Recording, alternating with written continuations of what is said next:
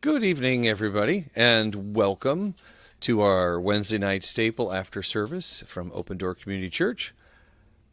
Hi, Introduce Joe. introduce yourself, sir. Introduce yourself. I'm Pastor Brian.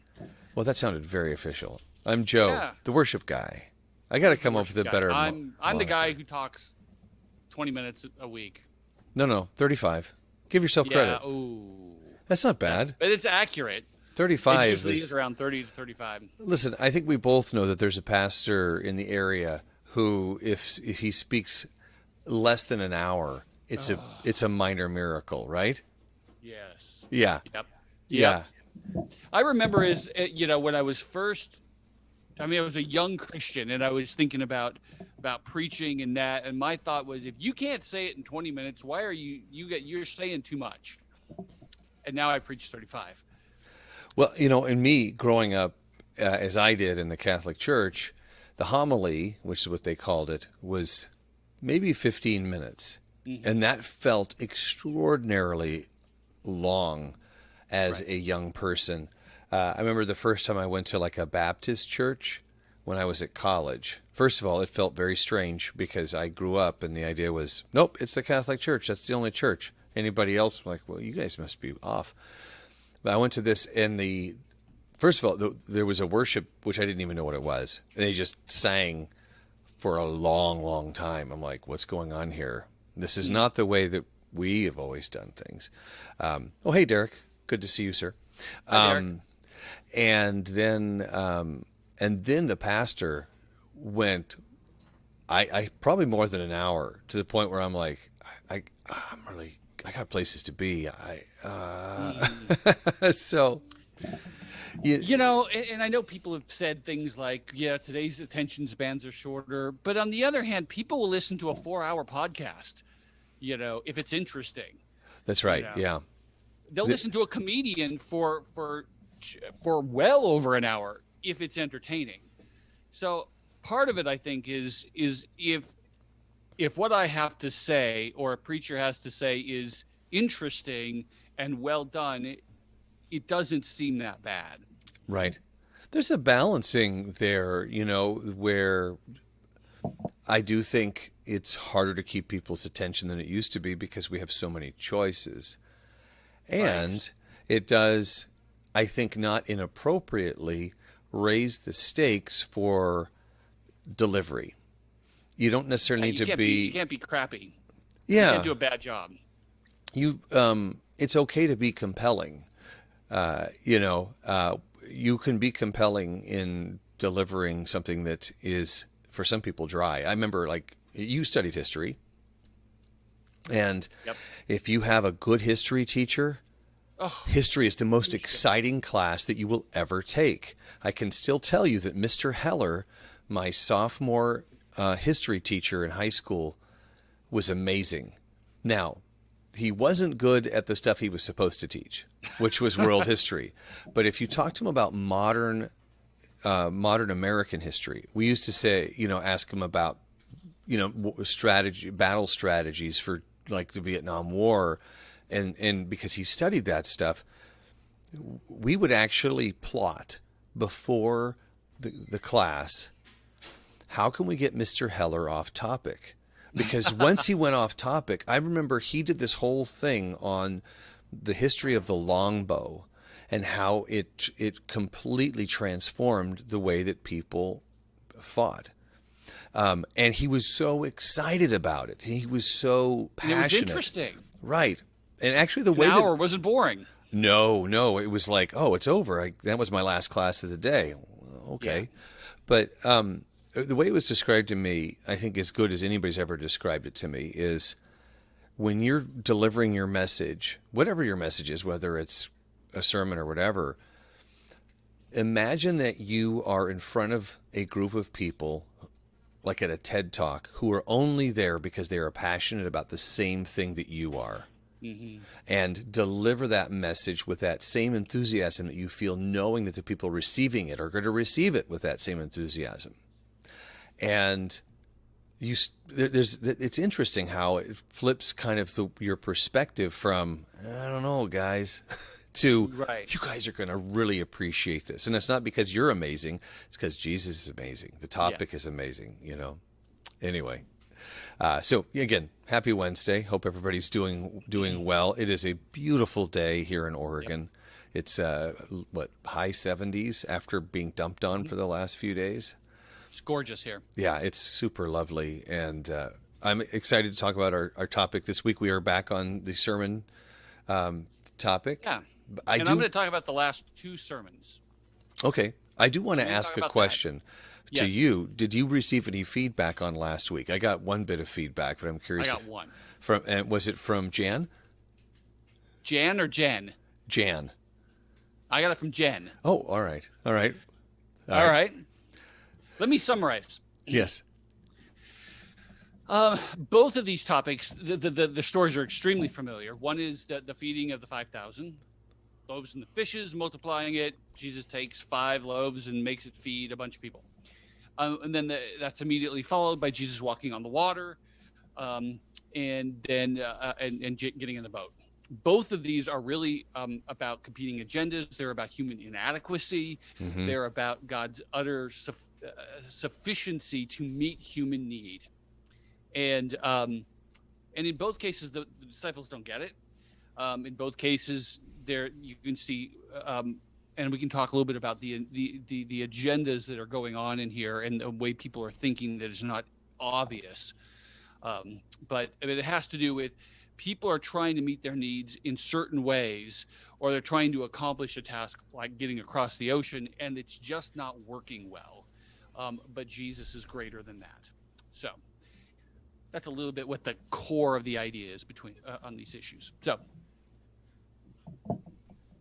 there's a lot I could say. Yeah, sure. Well, the thing that I brought home with me, you know, one of the first things that happens when I get home is Vanessa will say, "How was church?"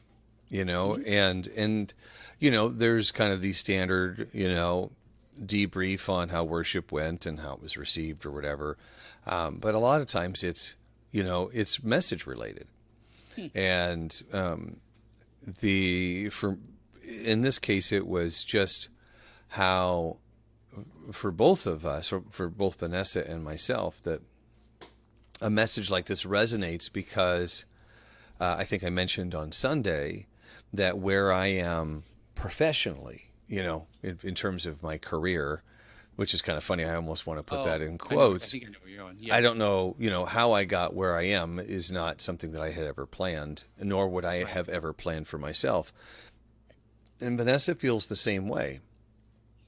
And that's something that she and I revisit several times a year as we kind of reflect and go, how amazing is it that we are where we are, that we've been provided so well for, you know. But the thing that really popped for me was the idea of get in the boat. You know, that you just shut up, get in the boat. I have it from here. And the idea sometimes that there's an imperative, you know, we can go kicking and screaming, and we're just like kids. We're like, you know, I think about, I talked about the idea of your dad talking to you, get in the car. Right. That kind of thing that it felt like, listen, I'm tired. This is what we're going to do. You can fight all you want. It's not going to change where we are going or how we are getting there. You know, to a certain extent, that's how I received it. I don't know if that was your intention on that. It's just when I remember sitting in my little alcove and hearing that and going, oh gosh, that's awesome. You've had that before. Yeah, so much. Yeah.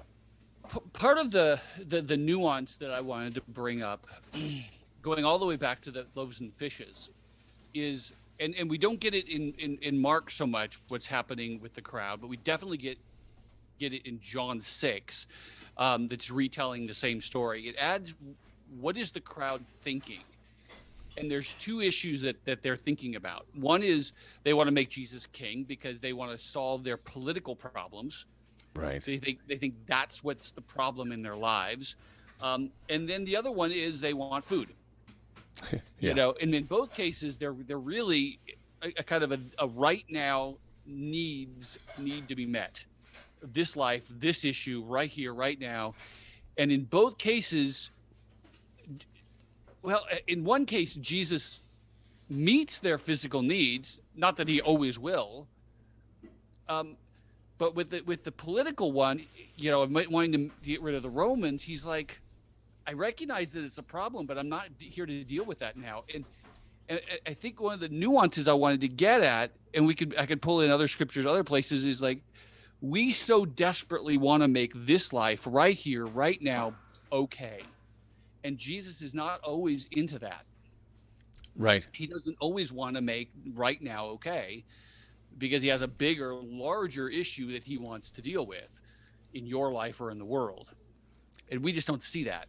Yeah, that kind of gets into some of the things we've talked about in terms of like advanced Christianing, you know, that it takes a lot to recognize that the promise that has been made to you is not one that says this life's going to be easy or you're going to be rewarded in this life, and that just because you follow Christ that things are going to be easier or better. They will be eventually, and that playing that long game, it's the long game, yeah, is really challenging. And so when I think about what you just said with I want food, you know, it's like, don't you want anything better than that?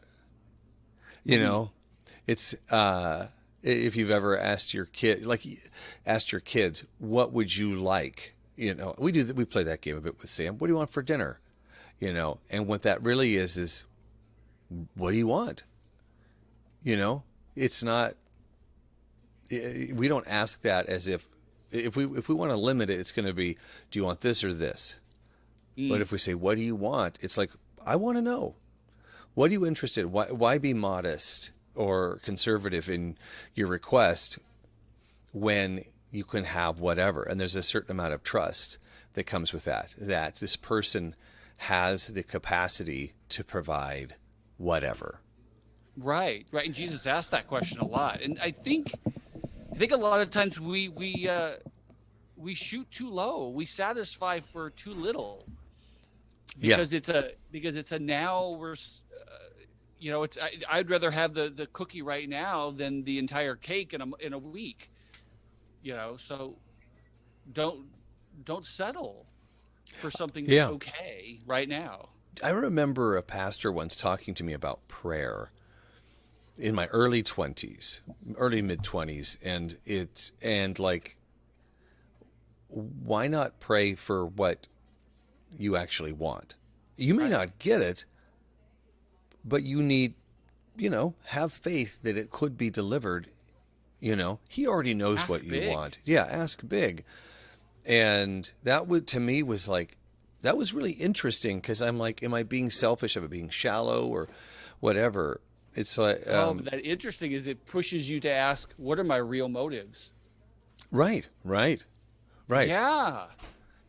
Which maybe that's the whole point God's getting at, is like, okay, what do you really want?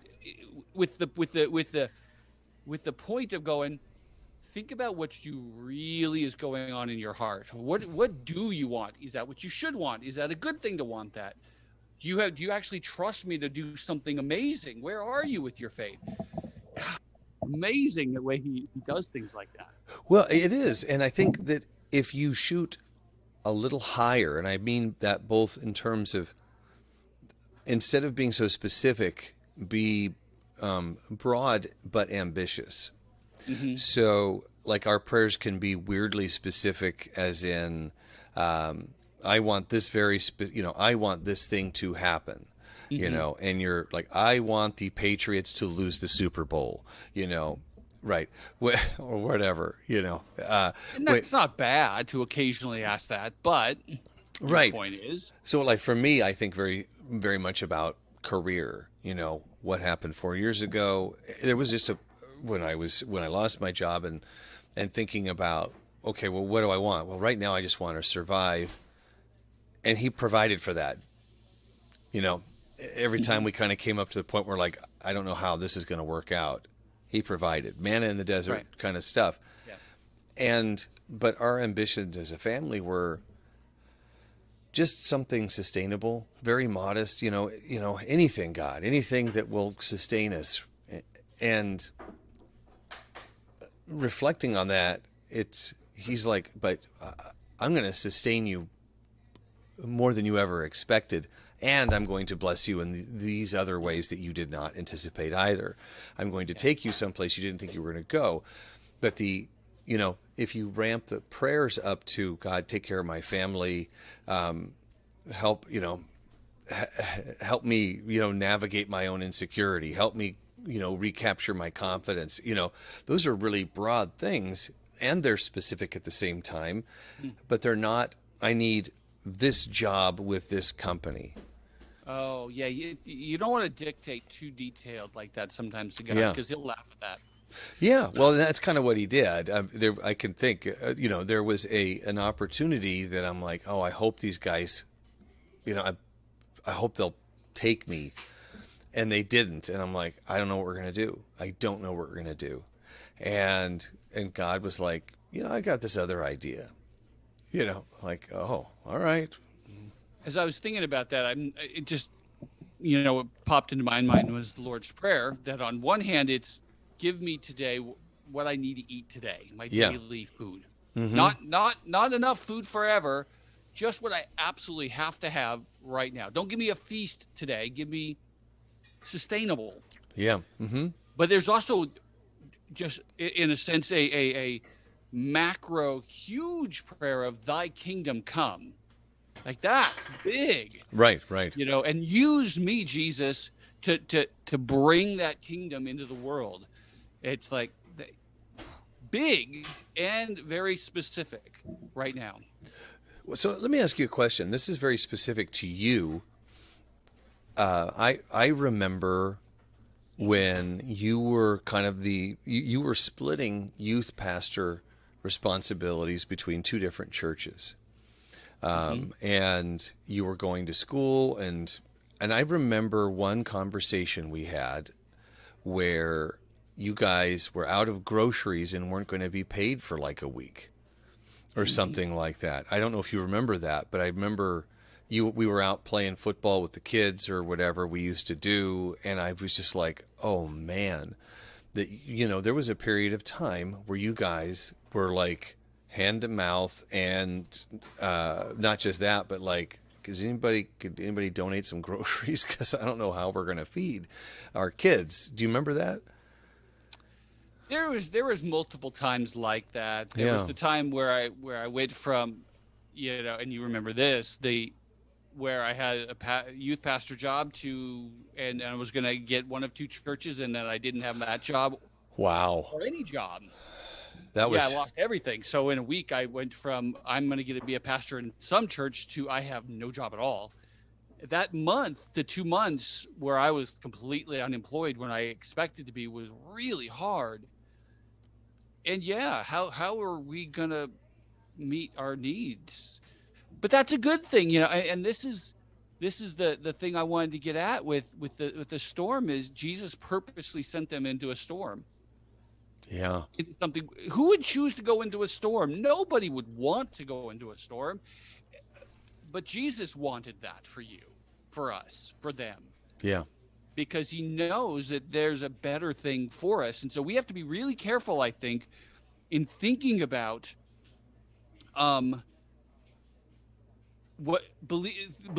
thinking that I know what I need and what's good for what's going to go forward. Because it may not be. God may have a completely different idea, which is kind of where you started with. Yeah. What's good for you. And even your story, God bless that, and I'm thankful for it. But what if the story would have been, as many missionaries is like, no, you're going to go to this place in Ecuador and you're going to be killed by cannibals. How's that work for I got a good plan for your life, wonderful plan for your life. And I appreciate you sharing that, because I was thinking about that earlier as I was sharing, and it's hard for me not to share because I just feel overwhelmed that that's a story that says, hey man, if you just weather the storm, there's this earthly gift for you. And that's not what I'm trying to say, Right. And I know that, but I wanted to bring out that. Yeah, no, and I appreciate it though, because those are the things that I've thought of. I mean, did Peter imagine that he would be crucified upside down? Right. Right. That that may not have been anything that he considered, and yet there's a victory in that, and not just in what he found when he was raised again, but also I remember the first time I really understood that and going, wow, I mean, what an affirmation of faith.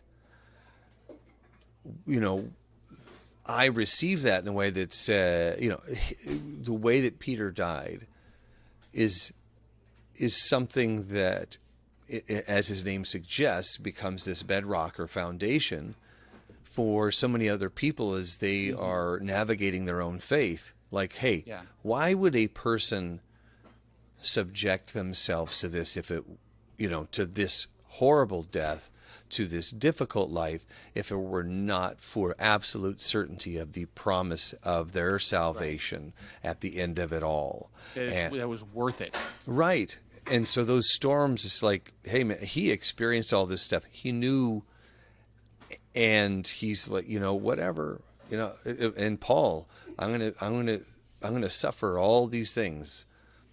Yeah. And yet I know what the promise is for me. And so even if this storm that I'm in, if my life ends in the midst of this storm, I still come out on the other side with a wonderful gift. Right. You can't go wrong by doing what Jesus wants you to do. Right. And going where he wants you to go, even if it is into a storm and a shipwreck and you die. And Right. yeah, it just, I get concerned in my own life, and particularly in American Christianity, that we are hyper concerned, almost blindedly concerned about making this life, this world better for either myself or other people. Mm-hmm. And that's not a bad thing. But what if Jesus has a bigger issue that he's trying to fix? I mean, because that's what those people that Jesus is ministering to, and that's probably what's going on in the disciples' head. That's what they're wanting. They want to make right now this life better. And he's like, that's great, but I got something bigger here I'm dealing with. Yeah. It always makes me think about kids, and that if you can hold off, you could have this now, or you could have this. Kind of that whole experiment. Yeah. And I see that in my daughter. There's hey, this would make me happy in this moment right now. Right. And missing out on what it would mean to set aside your immediate wants for the sake of a greater prize in the long run. Think about, like, nobody thinks that budget is fun. No, I'm going to change this real quick. Sure. There. That was driving me nuts. The sun was right there. Oh, was it? Okay, go ahead. I had no Yes. idea. Oh, okay.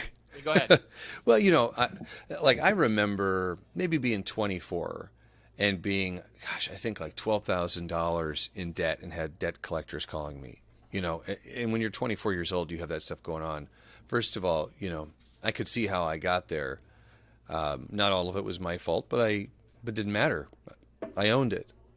Yeah. And I saw, in order for me to dig out of this hole, here is the effort that I'm going to have to go through. And it was 2 years that were very difficult. When I got out of it, though, what I felt was pride. I don't think unhealthy pride, but just like, wow. Yes, I did this. Right. I was capable. Mm-hmm. And I don't want to have to live like that again. And yet I'm in a much better place than I was when I started. And it just meant that all those little things that I wanted on the way, I said no to for the sake of saying yes to the big thing at the end. Do you think that you learned from that such things are not as big of a mountain as you think, and it's the pain is not as bad as you think it is? Oh, that's enormous. That's the biggest part. You know, when you survive something that you don't think is survivable, when you come out, you go, wow, thank you, I God. make a big deal of that. Yeah. That was not that bad. Well, I don't know if I would say that wasn't that bad. I would just say that was It wasn't as bad. bad as I thought it would be. Well, I don't know. Maybe you're right. I'll just back up. I'll delete both those statements. But I know I know where you're going. To me, it's like that was really hard, and I didn't think I would make it through that, and somehow I did. I'm capable of more than I ever thought that I was capable of. Yeah. And it's not I'm taking away from God by saying look what I can do. It's just that the experience of going through that storm informs you just what your strength is. And then when you encounter something that's of a similar vein, you have something to compare it to. And I'll give you an example, and this is a very small one, but when we, were without power for that period of time, and you remember, because I think you were 6 days or 6 or 7 about days. that. Yeah. That as you're going through it, you're like, this is miserable. I don't ever want to experience this again. When we talked to Sam kind of about his frustration when the Amazon Prime order is going to be 3 days instead of 2, right? It's like, but think about how you navigated 10 days without power. You just go, Yeah, you put some things into an appropriate context. Like the valley Perspective. provides you perspective.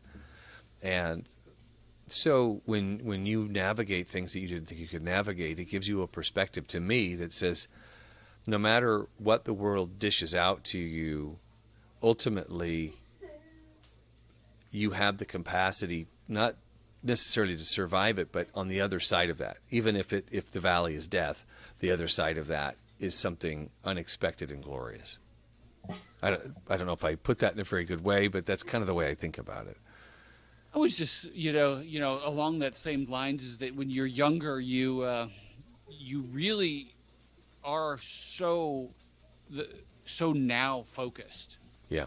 The older you get, you realize you need to think longer term, and the older you get, the more that it's just part of maturity, which we need to do. Yeah.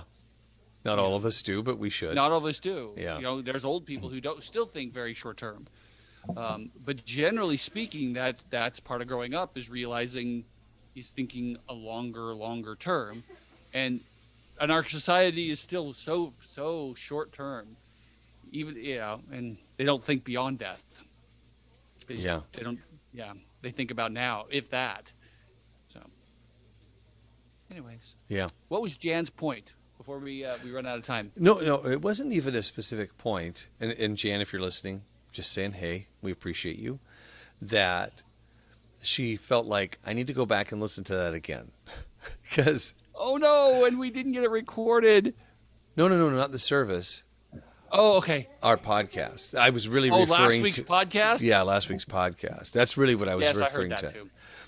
too. That I think our conversation was, you and I had read the article a couple of times. I think we'd really internalized it, and so when we were having our conversation, I think we left a few people behind because we just we dove in deep. We're like, okay, here we are. Let's see what we got going on here. And I think I would encourage people who are going to listen to last week's episode, which I think was really interesting and worth listening to. Read the article, or just listen to me read the article a couple of times and internalize that, and then listen to the conversation. I think it will be more meaningful at that point. And I think if we do go back and revisit that article and talk about some of the other points, that you'll be more prepared for that. In fact, I think it would be interesting and we've talked about maybe doing this, is bringing a third person in to to join that conversation with us, and maybe offer a counterpoint or a different perspective. Yeah, yeah. Yeah, that was an interesting article. Yeah. Yeah, yeah. I have to go back and It's- read it again. Yeah, and there's just so much there, and yeah, yeah. I'll just leave it at that. There's so much, so much. My degree was actually in American intellectual history, my bachelor's degree. So there's a lot. I'm like, oh yeah, I know where he's going with that. I know where he's going with that. I know where he's going with that. Yeah, I didn't like how he said that, but okay, yeah, I know what he gets at there, and I know, oh, that's referring to that thing, and it's like, and people don't know that because they haven't read 30 books that are this thick on that topic. Right. Yeah. And I'm like, okay, yeah, I see where it could be misunderstood. Well, like anything, as you are studying the scriptures, understanding the audience is an important part Yeah. of interpreting scripture. If you know Paul is talking to this group of people in these circumstances, then the tone is understandable. So I think that was part of my struggle with the article, was I was receiving it where I am at and not as maybe a part of the intended audience. Maybe, yeah. And I like to give myself credit for being empathetic, and so I try to put myself in the place of somebody who might be receiving that and go, this is not helpful. That's really how I felt. I'm like, oh, if the goal is this, then this is not helping that goal. That was kind of my overarching feeling, and it wasn't that the points weren't valid. It's just I don't think they're going to be received in the way that you might want them to be received, or they'll be received by the correct audience, but in a way that reinforces some unhealthy tropes. Yeah. That was kind of, I would say that's probably the more accurate way to reflect how I And I got that. received That was really helpful for me to hear. So, Yeah. Well, we're about out of we are out of time. I'm not sure who joined us today because I didn't see a lot of comments, but regardless, if you're watching this on replay or you're watching it live, we appreciate you. We're grateful that you're taking some time with us, and we always want feedback from you. We always want to hear Always. your questions. That interactive nature, something I can clarify. yeah, it adds a lot to the conversation. And hopefully next time we meet, somehow I'll figure out why I'm not seeing the live comments. So appreciate you guys. Any last words, sir? Nope. Next week is going to be another challenge. Oh, all right. Any hints? This one, we're leaving the identity thing piece, and we're going to be talking about what really does it mean to be a hypocrite, and what really is good, and the difference between what God says is right and what we think is right, and So there's some conviction coming our way. yeah, probably. At least you should be convicted. Yeah. That's not an unhealthy thing. Come in No. anticipating you're going to be that's every sermon. You should come in expecting to be convicted. And if you don't get convicted and you're convicting somebody else, you may need to stop and reprocess the message. Yeah. All right. People just didn't get it. Yeah. Anyways, All right, folks, have a good night. have a good night. Talk to you next week.